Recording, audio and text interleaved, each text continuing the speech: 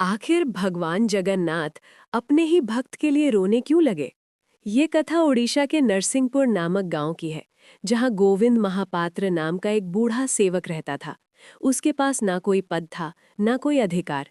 वो बस हर सुबह मंदिर के बाहर झाड़ू लगाता और भगवान जगन्नाथ से ऐसे बातें करता जैसे कोई पिता अपने बेटे से करता हो। उसके पास ना जमीन थी, ना धन। पत्नी भी वर्षों पहले उसे छोड़कर चली गई थी। उसका जीवन मंदिर की सीढ़ियों पर बैठकर बचा हुआ प्रसाद खाकर ही चलता था। लोग उसका मजाक उड़ाते और ताने देते कि अगर भगवान सच में तुम्हारे अपने हैं तो तुम्हें इतना गरीब क्यों रखा। लेकिन गोविंद का विश्वास कभी नहीं डगमगाया। रथ यात्रा से पहले एक दिन मंदिर में विशेष महाभोग तैयार हुआ। उसी रात भयानक तूफान आया और अगली सुबह जब मंदिर के द्वार खुले तो महाभोग का एक हिस्सा गायब था। बिना किसी जांच के शक सीधे गोविंद पर गया। राजा के सिपाहियों ने उसे पकड़ लिया और मंदिर के सामने उसका अपमान किया गया। भीड़ तमाशा देखती रही। लाठियां बरसीं।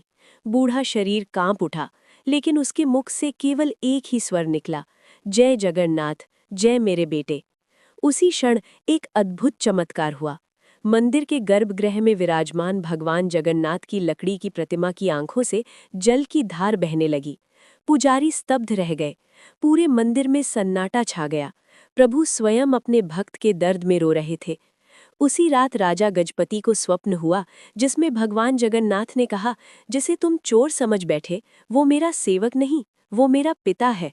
ये सुनते ही राजा घबरा कर जागा और तुरंत गोविंद को मुक्त कराया गया। जब उससे पूछा गया कि उसने भोग क्यों लिया, तो गोविंद ने कांपती आवाज में कहा कि प्रभु ने स्वयं उसे बुलाकर कहा था कि आज तू मेरे साथ भोजन करेगा। तभी वो गायब महाभोग सबके सामने मंदिर में स्वयं प्रकट हो गया। ये देखकर सबकी आंखें खुल गईं। राजा स्वयं गोविंद के चरणों में झुक गया और घोषणा की कि आज से ये कोई साधारण सेवक नहीं, बल्कि जगन्नाथ का अपना है।